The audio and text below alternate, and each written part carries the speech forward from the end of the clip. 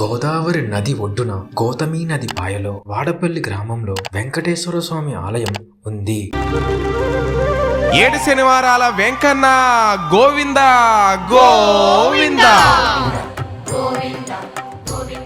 ఒకనాడు తుఫాన్లో పెనపోతు గజేంద్రుడి యొక్క ఓడలు నదిలో ప్రవహించగా గజేంద్రుడు తన ఓడలను ఒడ్డుకు చేరితే స్వామిని ప్రతిష్ఠించి ఆలయం కట్టిస్తానని మొక్కుకున్నాడు. స్వామివారికిచ్చిన మాట ప్రకారం గజేంద్రుడు స్వామివారిని ప్రతిష్ఠించి ఆలయం కట్టించాడు. 1759లో వాడపల్లి శ్రీ వెంకటేశ్వర స్వామి ఆలయాన్ని నిర్మించి 275 ఎకరాల భూమిని వజ్ర వైడూర్యాలను విరాళంగా ఇచ్చాడు.